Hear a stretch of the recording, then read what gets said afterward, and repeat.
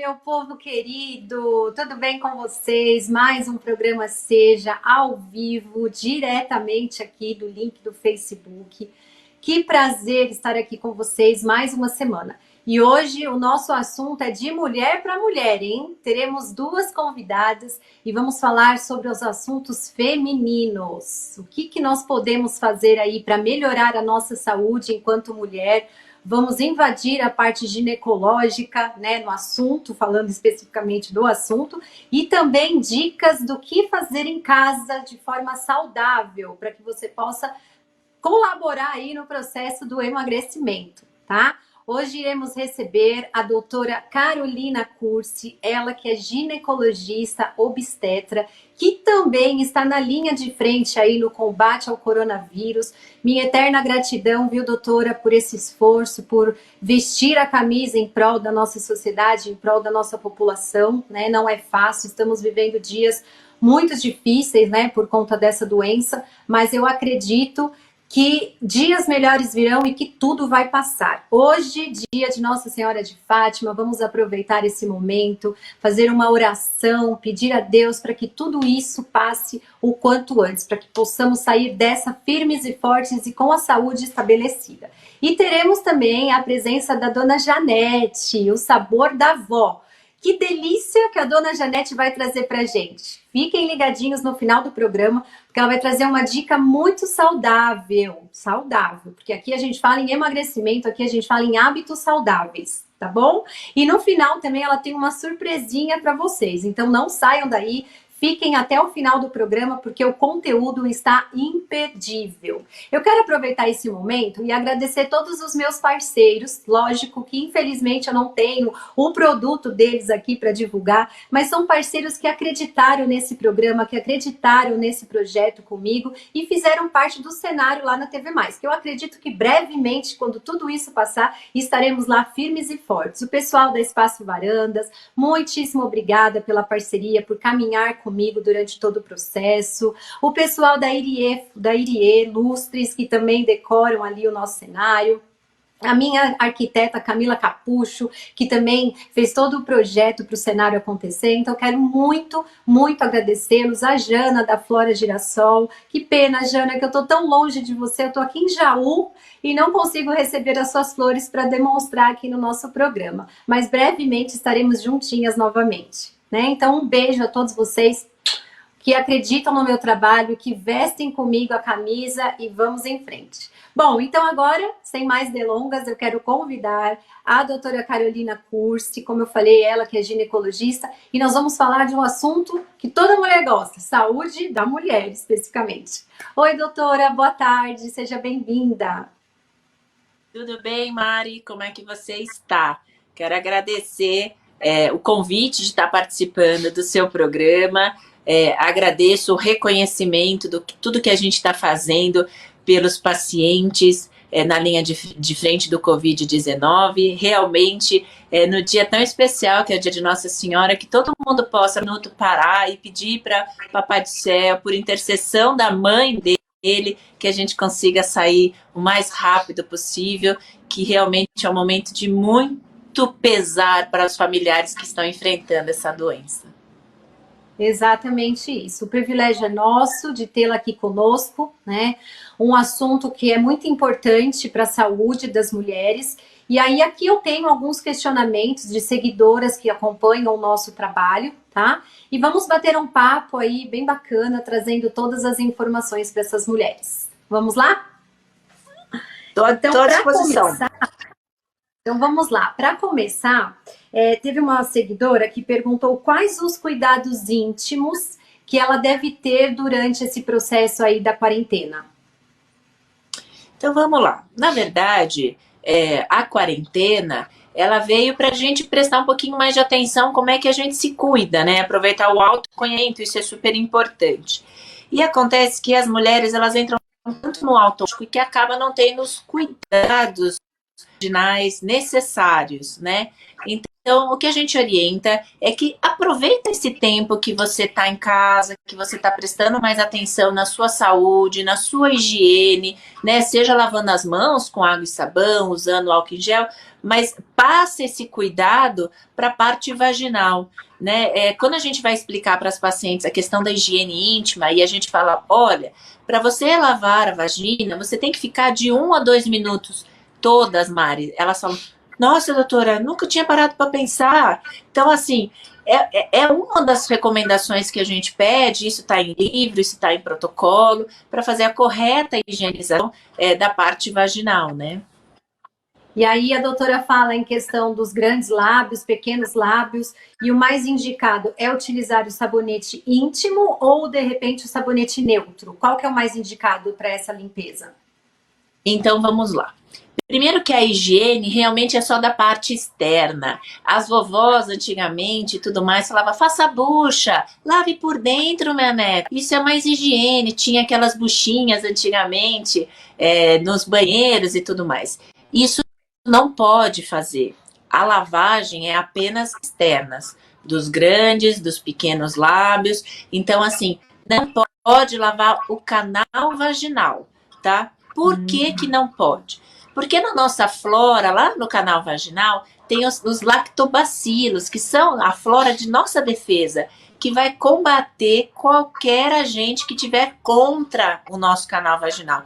Há um equilíbrio do pH. Então, se eu desequilibrar esse pH, eu vou começar a ter as queixas de leucorreia, que é o termo médico, mas que as pacientes referem como um corrimento. Então, eu não posso desequilibrar o meu pH vaginal. E para que eu possa ter um excelente equilíbrio do pH, o correto é usar um sabonete líquido, nem o de barras. Um sabonete líquido específico para a região. Esse é o mais recomendado.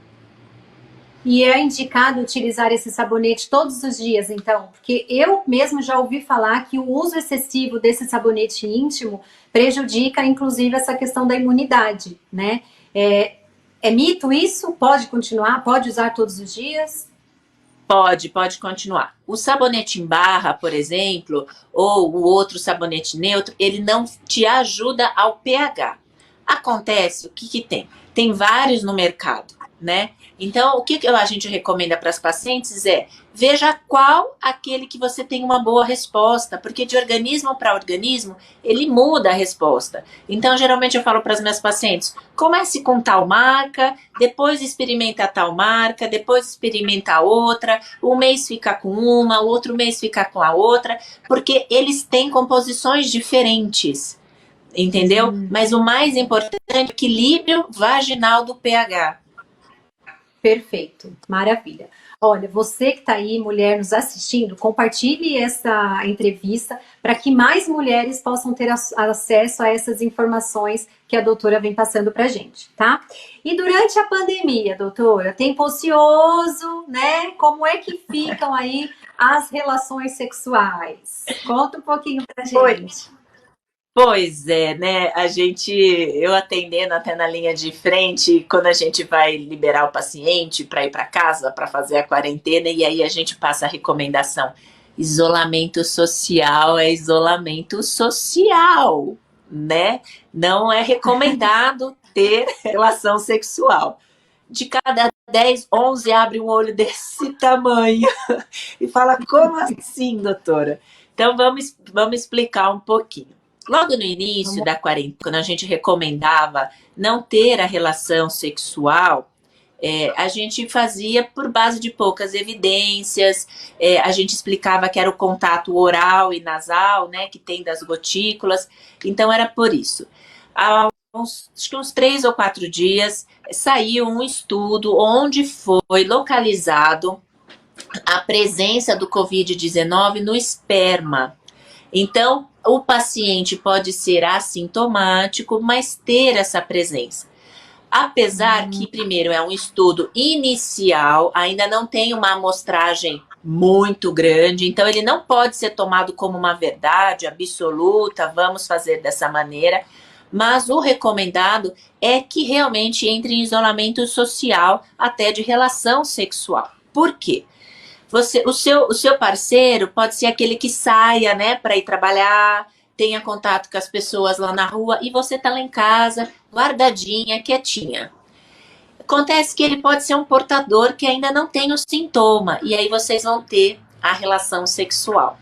Se a gente tivesse estudos comprovando que não tem nada no sêmen, que não teria contato nenhum, não teria presença do Covid, o que a gente orientaria, né, assim, bem francamente falando, tenham relação com máscara para diminuir a gotícula, né? Mas isso não dá para a gente orientar, né? É muito difícil obedecer. É assim, eu entendo. Lá no consultório eu tenho muitas tentantes que são as pacientes que estão nessa expectativa e todas tiveram o tratamento bloqueado. Elas não puderam engravidar, tá? Então, no início se falava que não podia engravidar por conta que ainda não tinha um estudo da presença do Covid ou não no esperma e também porque as gestantes, logo no início da gestação, né, elas têm uma ida ao pronto 25%, seja de taxa de sangramento, taxa de dor, e ela, ao ir ao hospital, poderia se contaminar. Então, os cuidados de se evitar uma gestação agora, perante a pandemia, é por isso. Para diminuir a exposição, para essa paciente não ir no pronto-socorro e tudo mais. Mas se a gente seguir ao pé da letra, isolamento social, isolamento social. Olha aí, mulherada, isolamento social é isolamento social.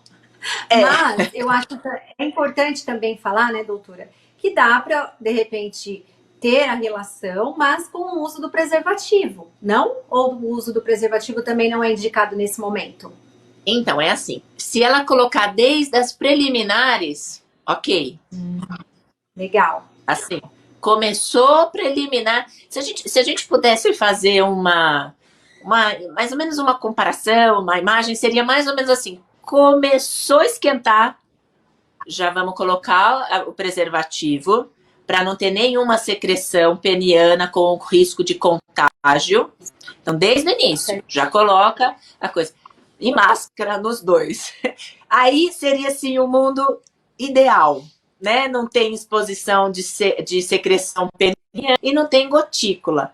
Mas não dá. A gente sabe que infelizmente humanamente impossível isso. As pessoas não vão aderir, né?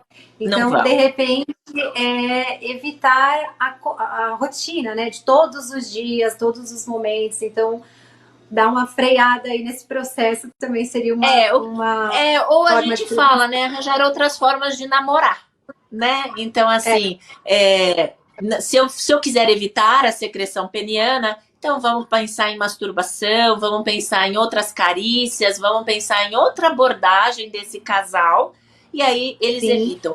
Mas eu não consigo te passar um protocolo, um estudo multicêntrico afirmando que está proibido. Uhum. O que a gente tem são dados muito recentes que ainda não contemplam. Dentro da medicina, a gente vai escalonando pelo grau de evidência, pelo número de casos estudados. É tudo muito novo, né? E isso a gente orienta bastante mesmo, Mari, para gestantes, né? Que estão em casa, quietinha, e aí o marido sai para trabalhar. E quando volta, como é que eu vou ter certeza que ele tomou todos os cuidados de higiene lá fora? Como é que eu vou ter certeza que ele não tem que ele não está com o contágio, né, do Covid? Uhum. Então é dessa maneira. Mas a gente sabe o quanto que é difícil. Eu acho que a gente tem que ser muito verdadeira quando a gente explica uma coisa para as pacientes, né? Por exemplo, assim, o mundo ideal é esse, mas a gente sabe que a gente não vai conseguir 100% de agência que as pacientes sigam isso, né? Mas o importante é trazer a informação, né? Acredito que esse é o grande sinal, né, de promoção à saúde. Nós estamos trazendo as informações, cabe a cada um colocar em prática os ensinamentos que forem adquirindo.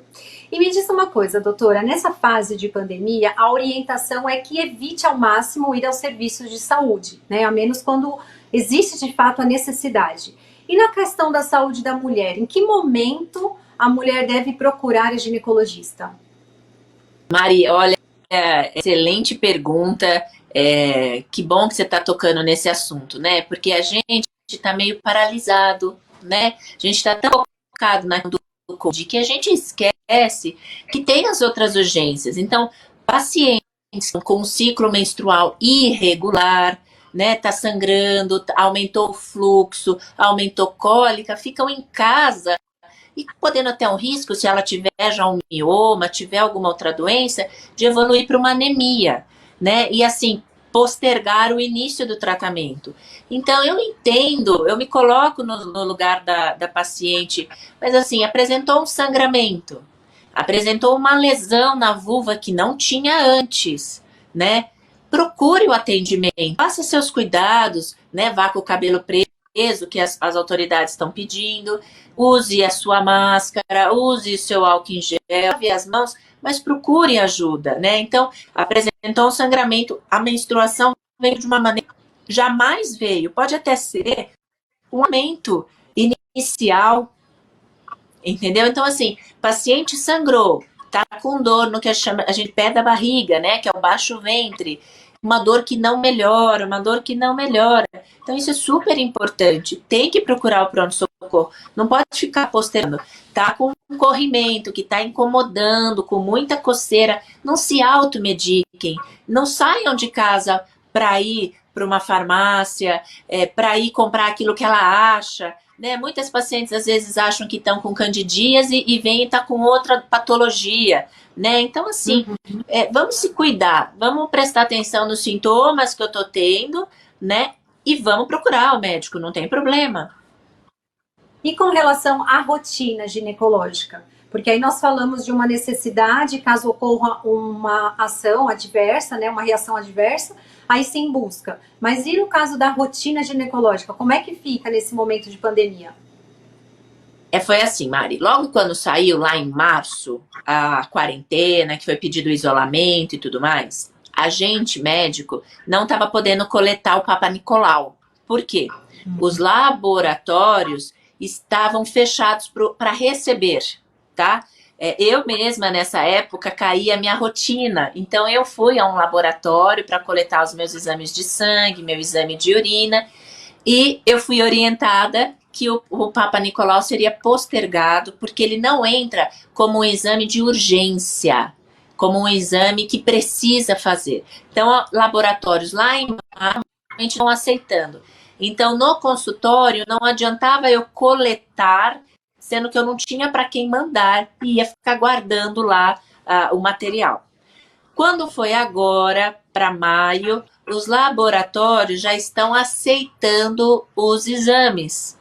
Entendeu? Então, assim, a rotina, quem está no momento de fazer a rotina, completou um ano, sua última rotina foi em maio do ano passado, e agora precisa repetir, já está podendo ser feito. O que talvez ela encontre uma maior dificuldade é, por exemplo, uma colposcopia que é agendada, então os laboratórios estão fazendo mais espaçado para não ter aglomeração na recepção. Se a gente vê, né, quando as pacientes acabam faltando, então quando ela vai remarcar, ela pode ter uma data mais para frente para remarcar, então ela pode estar tendo esse tipo de dificuldade, mas os laboratórios já estão retornando com os exames, sim. Ótimo, isso é muito importante porque é aquela questão de promoção à saúde. A gente tem que realizar os exames periodicamente para lá na frente não encontrar nada, né? Então, essa questão de promoção é muito importante. E com relação à parte do pré-natal, muda alguma conduta? Tem alguma orientação diferenciada nesse momento do Covid? Primeiro, olha, acho que agora você ganhou 1000 estrelinhas lá com o Papai do Céu, porque assim, falar de pré-natal tem muita gestante que está sem informação, Mari. Então é assim, por favor, não parem o pré-natal. O pré-natal precisa ser feito. Foi a única medida que a gente recebeu, nós médicos, por exemplo, acho que foi 27 de março, que fez a questão da quarentena. Logo, uma semana, a gente já recebeu. Olha, pré-natal tem que continuar. Tanto que eu fechei o consultório 27 de março, quando a gente recebeu essa notícia que tinha que abrir e tal, a gente reabriu com uma semana e a gente ficou abril só para gestante. Entendeu? Então, assim, as gestantes, elas precisam do pré-natal, porque o pré-natal não pode esperar, Mari. O bebezinho, ele vai se desenvolvendo fazendo ou não pré-natal. E uma dessa pode estar com o líquido alterado, pode estar com uma má formação, coisas que a gente poderia ajudar se tivesse o diagnóstico precoce. Então, o pré-natal, uma campanha, olha, se ajudar essas gestantes a receber essa informação, tem muita gestante que está suspendendo o pré-natal de medo de sair na rua. É muito importante dar continuidade, mas isso é muita falta de informação também, como a doutora falou, né? Não é algo muito divulgado, então as mamães ficam sem saber como proceder diante dessa situação toda que nós estamos vivenciando. Mas então, mamães, não parem os seus pré-natais, conversem com o médico para que vocês possam ter todas as orientações e acompanhamento durante o desenvolvimento do bebê. Doutora, nós tivemos uma pergunta com relação ao anticoncepcional. Várias perguntas, inclusive, tá? A primeira foi se o anticoncepcional ajuda a diminuir a TPM. Então vamos lá. TPM é um assunto encantador, né? Todas nós temos em diverso grau, assim, todas, não tem jeito, porque a gente é a base de hormônio, então não tem como falar que a gente não tem. A TPM tem os seus tipos, tem o tipo ansiedade, tem o tipo compulsão, tem o tipo depressão, tem o tipo hídrico, que é a retenção. Então, a depender do tipo da TPM que a paciente tiver, Mari, sim, o anticoncepcional ajuda e ajuda muito, porque ele não deixa dar aquela queda do nível hormonal da paciente. Então, o anticoncepcional, ele ajuda muito a questão da TPM, avaliando, claro, cada tipo que a paciente tem aí da TPM. E o uso do anticoncepcional contínuo? É bom para a saúde, não é bom? Porque as vovós que falavam, né? Tem que menstruar, não pode ficar com sangue parado dentro do corpo. Qual que é a visão com relação a isso, doutora? Eu vou ser bem sincera para você aqui, vou abrir o coração para você. Eu tenho mais de 20 anos que eu não menstruo. Que bom, eu então, também não menstruo, eu tenho anticoncepcional contínuo. O meu é modo contínuo, né? Então, o que é a menstruação, Mari? A menstruação é só a gente descamar aquele endométrio que ia receber um bebezinho. O nosso corpo foi programado para todos os meses ovular, todos os meses o endométrio crescer. Se eu não engravidar, eu descamo. Então, quando eu tomo anticoncepcional contínuo, eu apenas estou evitando que se essa camada e aí ela não vai descamar, ela não vai menstruar, né? Então não tem problema nenhum.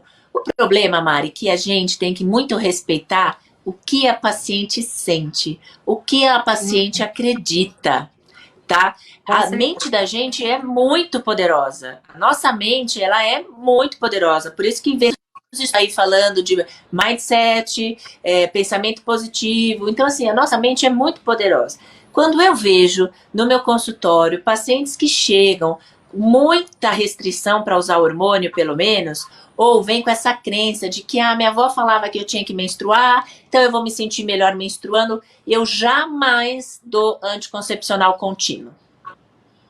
Porque entendeu? Senão é uma briga que ela vai ter em casa, até ela justificar e falar que a doutora falou, não vai ter solução. Deixa a vovó na razão dela e tá tudo certo. Eu não entro nessa briga, não. Eu vejo muito o que a paciente quer. Então, vamos supor, se tem alguma medicação que, por exemplo, né, dos anticoncepcionais, que eu já não indico mais, que eu já não gosto, por exemplo, que é a parte da injeção, mas a paciente chega para mim extremamente feliz, realizada, usando a injeção e está se sentindo bem. Para que eu vou mexer, Mari? É aquela situação, time que está ganhando não se mexe. O que eu falo para elas, Tá tudo time certo. Que tá tudo certo, tá tudo bem, sem problemas. Muito bom. A Josi de Assis, ela perguntou pra gente... na verdade, ela diz: tenho varizes no útero, posso tomar anticoncepcional? Então vamos lá. Varizes no útero foi um diagnóstico que ela teve de ultrassonografia. tá? É assim que a gente avalia varizes no útero. Diferente de varizes nas pernas, né? Que a gente vai lá e o cirurgião vascular vai examinar os seus membros inferiores e vai te falar se você tem varizes ou não, tá? Então, varizes no útero não é uma contraindicação de você usar anticoncepcional, tá? A não ser que essa paciente tenha alguma alteração, tenha algum diagnóstico, mas não em si, a varizes no útero por si só não é uma contraindicação absoluta para o anticoncepcional. Tá? Ela, às vezes eu já peguei paciente falando, eu fiz cesárea porque eu tinha muitas varizes no útero. Varizes é apenas uma dilatação dos vasos uterinos diagnosticados pelo ultrassom. A gente vai fazer um acompanhamento mais de perto para ver se essa resistência, a força que passa o sangue no vaso, altera durante a gestação. É isso, tá tudo bem. Então, pode usar sem risco nenhum, tranquilamente. Muito bom. Pode. A Mariana Miano, de São Roque, diz que amamenta o bebê dela, que já tem 1 aninho. Tem algum problema? Devo parar de amamentar? Eu sou super a favor da amamentação, né, Mari? Eu acho que isso é o maior... Eu acho que assim, daqui a pouco a criança cresce, ela vai ter porque a papinha é mais gostoso, né? Ter frutinha é mais legal, né? Então é assim, pela recomendação da OMS, até 6 meses, só peito, nada de água, nada de chazinho, nada de nada, só peito. Depois disso, com a pediatra, começa a introdução alimentar. Então vai chegar uma hora que todos os nutrientes que o bebezinho precisa vai estar na alimentação, nessa introdução alimentar, tá? Mas não precisa, não tem uma coisa, não tem uma regra, né? Às vezes as psicólogas avaliam assim, será que não está causando mais para frente, com 2 aninhos, por exemplo, será que não está causando atraso para essa criança ir para a escola, porque ela fica dependente da mamãe? Mas enquanto você quiser, enquanto você puder, né? Eu acho que não tem problema nenhum. Vai daí do que ela imaginou, do que ela pensa dela. É claro que, vamos supor, é uma criança que não está ganhando peso, porque só está ficando no peito. Aí sim, com certeza, o pediatra vai orientar como melhorar o ganho de peso do bebê. Muito bom. Bom, eu tô olhando aqui para o computador, viu, doutora, para ver os comentários. Tem várias pessoas interagindo aqui com a gente, por isso que às vezes eu fico de cabeça baixa. Eu sou suspeita, porque eu também amamentei com até 11 meses, eu tinha muito leite, eu sofri muito porque o meu bico rachou, ele era invertido ainda para ajudar. Então, assim, eu sofri 1 mês para amamentar. Mas depois que passou esse 1 mês, falei, não, eu vou dar conta, eu vou conseguir. Eu amamentei até 11 meses. Foi muito bom esse momento, é prazeroso demais. Então isso é super importante, né, Mari? Que é a única coisa na vida que ninguém vai fazer pelo seu bebê. A amamentação é uma conexão com o bebê que não vai ter como, né? Não tem como você instituir uma outra pessoa para amamentar, né? Então eu acho isso que é importante. Teve um estudo americano que ele foi uma psiquiatra e que ela foi estudar todos os detentos das cadeias e tudo mais.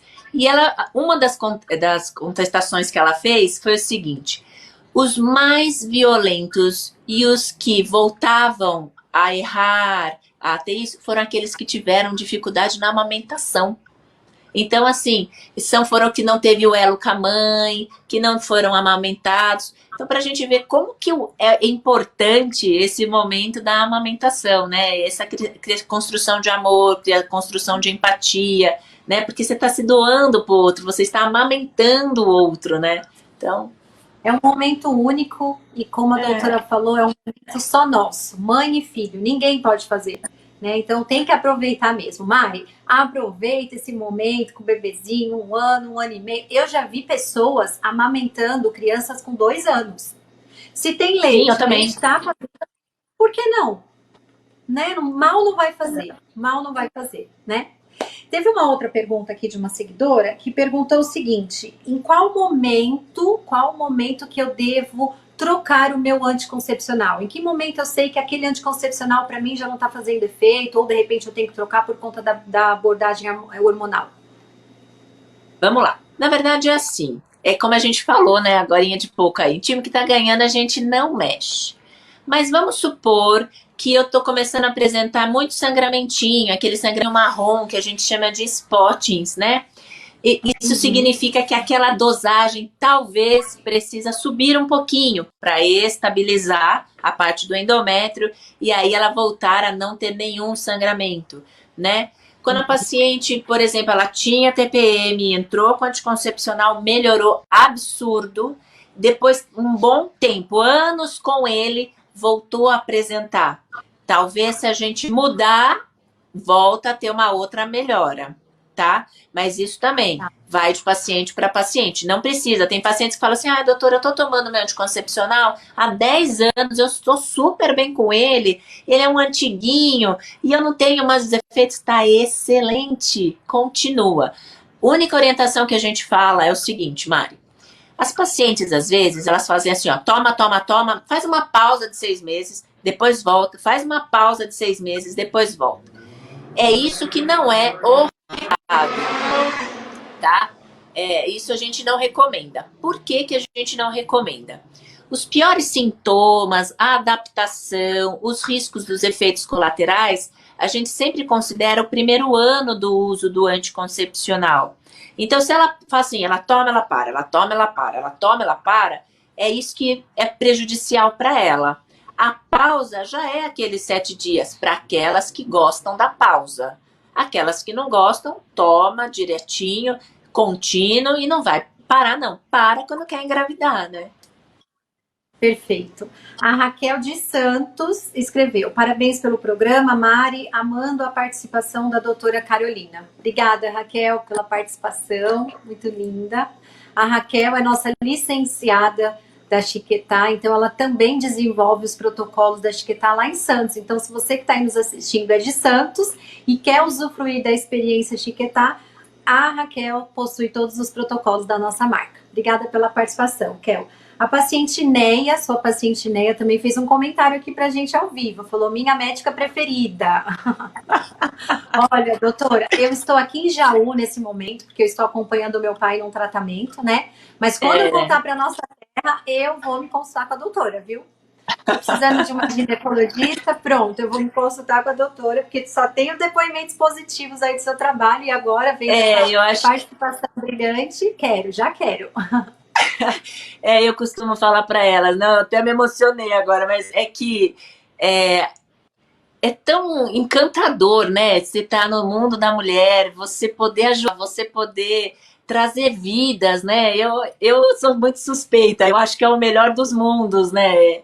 E a gente tem essa conexão, eu acho que quando a gente tem uma boa relação médico-paciente, de falar, as minhas pacientes acabam virando minhas amigas, eu vou nas festinhas, então eu acho que é isso que é o mais que conecta a gente, né? O ser humano tá muito desconectado, tá só plugado no celular, né? Então, quando a gente tem essa questão de empatia, vamos conversar, independente da hora, eu acho que isso que faz toda uma diferença. Eu acho que o ser humano ele tem que ter um propósito de vida, né? E a conexão entre pessoas é um propósito muito grande, porque essa conexão gera várias oportunidades, várias situações de crescimento, de amadurecimento. Então, quando se tem a conexão, é maravilhoso. E aí, com o olhar, você consegue transbordar isso, né? Com um brilho no olhar, com um lado emotivo, você acaba dispersando isso. Que bom. Doutora, Obrigada. O tempo passou muito depressa. Muito, muito, muito. O nosso tempo já acabou. Eu quero muito agradecer a sua participação aqui no nosso programa. Gratidão por todo o conhecimento, tá? A todas nós mulheres, que é muito importante, né? A gente se preocupar com a nossa saúde, voltar dessa questão feminina. Então, muito obrigada. Deixa pra gente os seus contatos, o seu escritório, o seu consultório, onde você atende, para que a gente possa te encontrar melhor. Então, primeiro de tudo, eu quero te dizer que a gente está junto com você na sua luta, com o maior carinho, para que venha eventos excelentes. Eu vi que já passou a primeira parte, então que o Papai do Céu e a minha Nossa Senhora que eu acredito muito na Santa Madre Paulina, que já fez muitos milagres na minha vida. Te desejo de coração a cura. Te desejo mesmo de coração. Eu sei o quanto que é isso que é importante. A gente passa essa dificuldade em casa, então a gente tá junto. Agradecer o convite, o seu espaço. Você é uma simpatia, muito gostoso conversar, é uma delícia. Para suas seguidoras, para as mulheres que a gente assistiu, acompanhou a gente, agradeço a presença. O meu Instagram é @doutora. DRA Carolina Cursi. Que agora a gente está nessa pandemia, mas Itaim, aqui em São Paulo, é perto do São Luís, na rua Joaquim Floriano, 101, sala 404. Eu fico à disposição de vocês. Se teve alguma que não teve a perguntinha respondida, pode mandar para a Mário, pode mandar para mim, que a gente vai responder com o maior carinho. Eu fico à disposição sempre. Muito obrigada pelas palavras, viu? Estou muito confiante e tenho certeza que tudo vai dar certo. Importante é acreditar nele lá em cima, e eu sei que ele está de olho em tudo que está acontecendo. Meninas, eu deixei lá na minha caixinha do Instagram, no meu perfil do Instagram, uma caixinha de perguntas. Então, se você tem algum questionamento para fazer para a doutora, vai lá, que ela vai responder para a gente no Instagram, tá bom? Então, vai lá no link e coloque sua pergunta. Um beijo, fica com Deus e até a próxima, doutora. Gratidão, viu? Obrigada.